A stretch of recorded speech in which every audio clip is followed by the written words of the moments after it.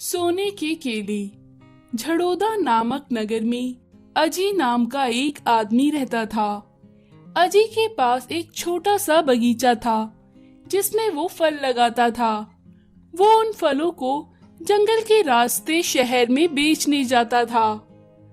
उससे जो भी कमाई होती उससे वो अपने परिवार का भरण पोषण करता था। अजी रोज सुबह जब जंगल के रास्ते शहर जाता था तो रास्ते में एक नदी पड़ती थी जिसमें बहुत सी मछलियां थी। अजी अपनी कमाई का कुछ हिस्सा उन मछलियों के लिए दाना लाने के लिए निकालता था। जब वो जंगल से गुजरता था तो नदी में मछलियों को दाना डालता था। नदी के किनारे एक पेड़ पर बैठा बंदर ये सब रोज देखता था। अजी मछलियों को दाना डालता था। आओ आओ मेरी प्यारी मछलियों, आओ आओ दाना खाओ, आओ आओ। बंदर रोज पेड़ से अजी को मछलियों को दाना डालते देखता। एक बार वो बंदर नदी के किनारे घायल पड़ा था। अजी ने बंदर को देखा और उसके पास गया और फिर बंदर की मरहम पट्टी करी। बंदर ने अजी से कहा, अजी तुम बहुत नेक इंसान हो। जानवरों के प्रति तुम्हारा प्रेम देखकर मैं तुम्हें एक वरदान देना चाहता हूँ। ये केले का पौधा लो और अपने बगीचे में लगा देना। इसमें से सोने के केले निकलेंगे जो तुम्हें अमीर, बहुत अमीर बना देंगे। फिर उन सोनों के केलों को बेचकर तुम अपने लिए घर और पैसा, गाड़ी सब ले सकते हो। अजी ने बंदर की बात मानकर वो पौधा रख लिया। अजी ने घर जाकर सोने के केले की बात अपनी बीवी को बताई और केले का पौधा अपने बगीचे में बो दिया। अगली सुबह केले का पौधा इतना बड़ा हो गया था और उसमें सोने के केले का एक गुच्छा आ चुका था। अजी ने सोने के केले के गुच्छे को तोड़ा और उसे सुनार पर बेचकर पैसे लिए।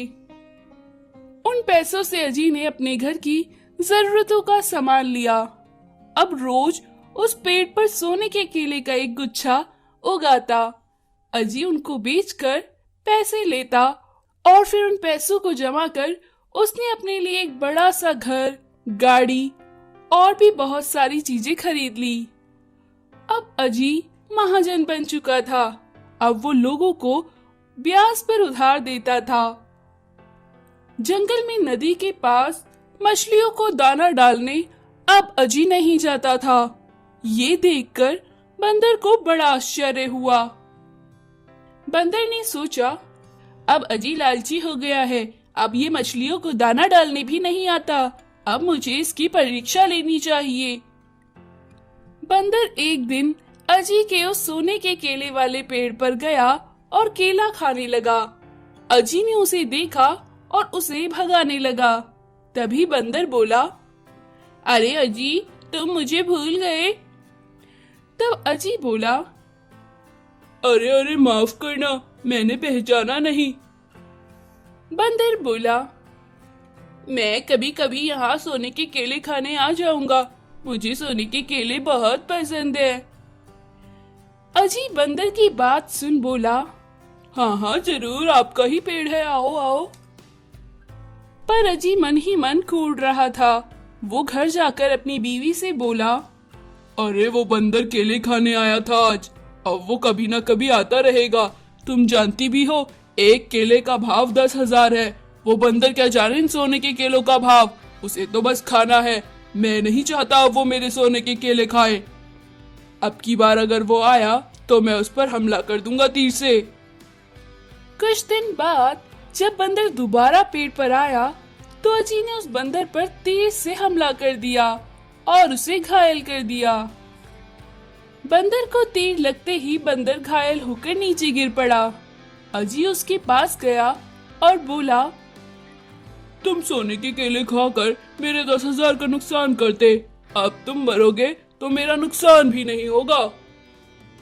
बंदर बोला, अरे अजी मैं तो तुम्हारी परीक्षा लेने आया था। मैं जिसे वरदान देता हूँ तो परीक्षा भी लेता हूँ। मुझे मारकर तुमने साबित किया कि तुम लालच में इतने क्रूर और पापी हो गए हो। मैं तुम्हें श्राप देता हूँ, तुम्हारे पास जो कुछ भी है सब गायब हो जाएगा, तुम रोड पर भीख मांगोगे। बंदर श्राप देकर वहां से गायब हो गया। अजी को कुछ समझ नहीं आया। देखते देखते अजी का घर, पैसे, जेवर, कपड़े सब गायब हो गए। अब अजी के पास कुछ भी ना था। अजी और अजी की बीवी सड़क पर भीख मांगने लगी। तो दोस्तों, लालच एक बुरी बात है, हमें लालच नहीं करना चाहिए। जमनापुर नामक नगर में अर्पित नाम का एक लड़का रहता था। अर्पित के माँ बाबा बचपन में ही एक एक्सीडेंट में गुजर गए थे। अर्पित अपने मामा मामी के साथ रहता था। अर्पित के मामा रमन अर्पित को अच्छा मानते थे, पर अर्पित की मामी रेनू उसे बिल्कुल पसंद नहीं करती थी। वो अपनी बेटी पूजा से प्यार करती थी। उसे स्कूल भी स्कूल बस में भेजती थी, पर अर्पित को पैदल जाना होता था। एक दिन रमन बोला, अरे बेचारा छोटा बच्चा है, उसे भी स्कूल बस लगा देते हैं, इतनी दूर पैदल चलकर जाता है, थक जाता होगा बेचारा। रेनू बोली, अरे पागल हो क्या, उसको स्कूल भेज रहे हैं वही काफी है, और 3 टाइम का खाना खाता है ना, थोड़ा चलेगा फिरेगा तो खाना भी पच जाएगा उसका। रमन बेचारा कुछ ना कह सका। एक बार नगर में मेला लगा, चारों वहां गए। रेनू ने अपनी बेटी पूजा को ढेर सारे खिलौने दिलाए। अर्पित को वहां एक हेलीकॉप्टर का खिलौना पसंद आया। उसे देखकर अर्पित बोला, मामा क्या मैं इस खिलौने को खरीद लूं? रमन बोला, हाँ बेटा जरूर, अभी लिए देता हूँ। इतने में रेनू बोल पड़ी, अरे पूजा के लिए इतने खिलौने लिए हैं ना, पूजा बोर हो जाएगी उनसे तो ये खेल लेगा, इस पर बेकार का खर्चा क्या करना। रमन चुप रहा और वो खिलौना ना दिला पाया और वो घर आ गए। पर अर्पित का ध्यान अब भी उस हेलीकॉप्टर के खिलौने में था। वो उसके बारे में ही सोच रहा था।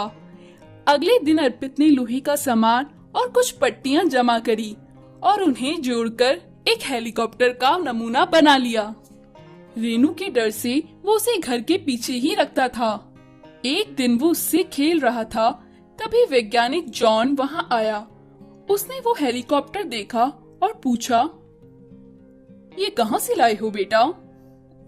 अर्पित बोला, मैंने ये खुद बनाया है। जॉन बोला, अरे ये तो बड़ा मजबूत बनाया है तुमने, इसके लिए इंजन और रिमोट मैं तुम्हें बना कर दूंगा। तुमने ये हेलीकॉप्टर बहुत अच्छा बनाया है, ये बहुत मजबूत भी है। जॉन ने हेलीकॉप्टर के लिए इंजन और रिमोट बनाकर अर्पित को दिया और बोला, तुम्हारा हेलीकॉप्टर बहुत मजबूत है, ये किसी इंसान को भी उठा सकता है, ध्यान से इसका इस्तेमाल करना। अर्पित बोला, ठीक है। अर्पित अपना स्कूल बैग हेलीकॉप्टर में लटकाकर रिमोट लेकर स्कूल जाता। स्कूल में सारे बच्चे उसके हेलीकॉप्टर से खेलते भी थे। एक दिन रमन, रेनू और अर्पित और पूजा कहीं जा रहे थे। रास्ते में पूजा एक बड़े से गड्ढे में गिर जाती है। उस गड्ढे में एक सियार भी था। रेनू और रमन चिल्लाने लगते हैं, कोई बचाओ, कोई बचाओ, हमारी बेटी को कोई बचाओ, वो गिर गई है, कोई बचाओ। पर वहां कोई ना था।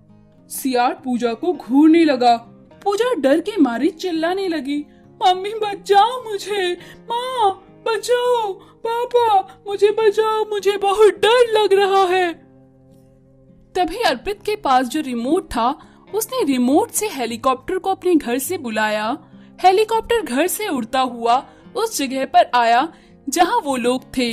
अर्पित हेलीकॉप्टर को गड्ढे के पास ले गया और पूजा से बोला, इसे कसकर पकड़ लो पूजा। पूजा ने हेलीकॉप्टर पकड़ लिया। सियार उस पर हमला करने ही वाला था, तभी अर्पित ने रिमोट से हेलीकॉप्टर ऊपर खींच लिया और पूजा भी ऊपर आ गई। रेनू बोली, बेटा मैंने तुम्हारे साथ कितना बुरा किया, तुमने मेरी बेटी की जान बचाकर मुझ पर बहुत बड़ा एहसान किया है, मुझे माफ कर दो।